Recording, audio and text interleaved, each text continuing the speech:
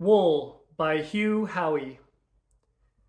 Now, I saw a trailer the other day for um, a adaptation that Apple TV's doing for this book called Silo, and I'll link that down in the comments. It looks really good, but you never know how an adaptation is going to do, so hopefully I'll encourage you to read it and find out the twists and turns before the TV show possibly ruins it. So, full disclosure, I listened to the audiobook this go around because I've read this book twice before. This book came out in 2011, and Hugh Howey had blown up on Amazon as a self published author. And me and my sister both stumbled across this, read it, absolutely loved it. And then a little while later, he wrote a prequel and a sequel.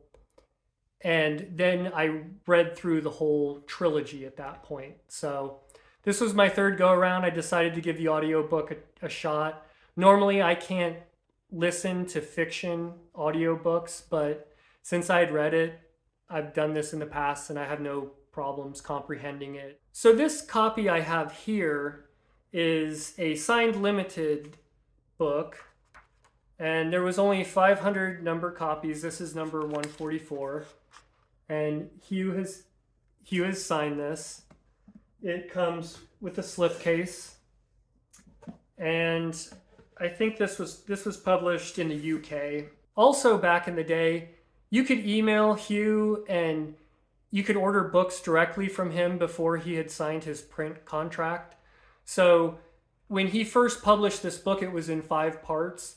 This was the first part, and I ordered it from him and asked him to sign it.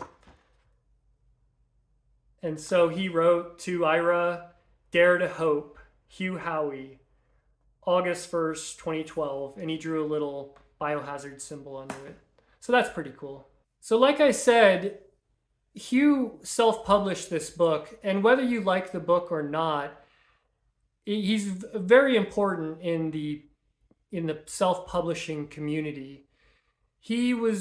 There was some self-published authors who had hit it big, but he was one of the first in the science fiction genre.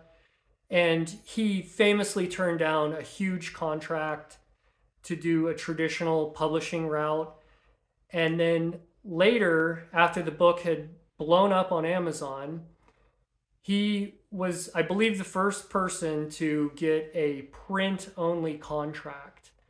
And he kept all of the digital rights. And I believe he still has all the digital rights to this day. And the publishers are only handling the print copies you might see in the bookstores. So this book is a post-apocalyptic dystopian sci-fi. Everyone is inside of this silo, and it's 148 floors. There's been some unknown calamity that has forced everyone in, and they can't go outside.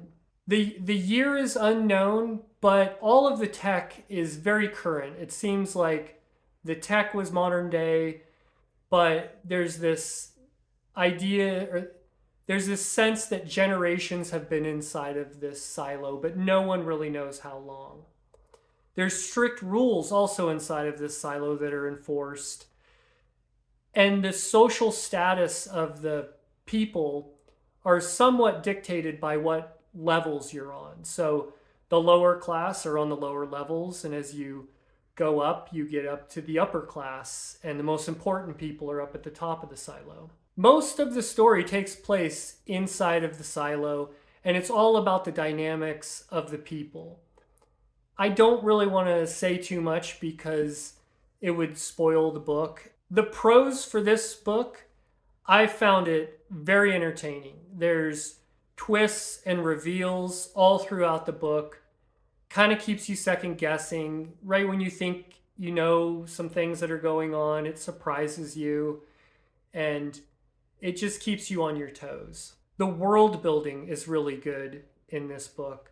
There's that phrase, show don't tell, and when you're thrown into this story, there's some things happening, and you don't know what's going on, but he slowly reveals more and more as you go on.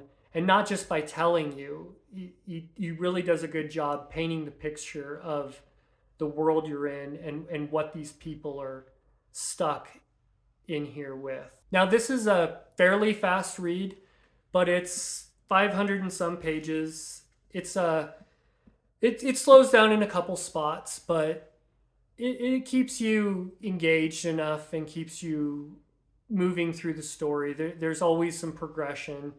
The end is, in my opinion, the spot that kind of slows down the most, but you kind of want to figure out what's going to happen, so it keeps you engaged. The cons for this book, I would say the character development is a little lacking. The dialogue isn't always the best. This was my third time experiencing this book, and there's some plot holes that if you really dig in, you'll notice. But this was Hugh's first book, and he was self-published. I know he had some editing, but maybe it wasn't top-notch editing that a traditional publisher would have provided. Maybe the last con is there is a lot of stairs in this book. There's 148 floors. There's a lot of stairs. They talk about stairs quite a bit. It made me think of Sandan Glokta. This place would be his worst nightmare. And if you don't know what that is, that's a little First Law reference there.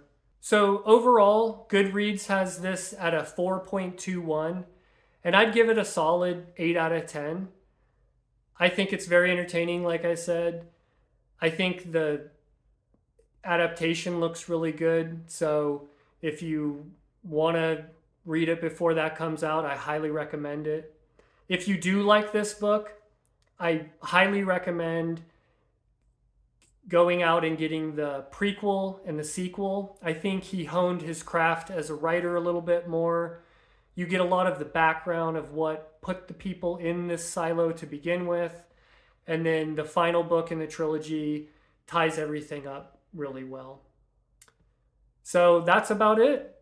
Thanks for watching my video.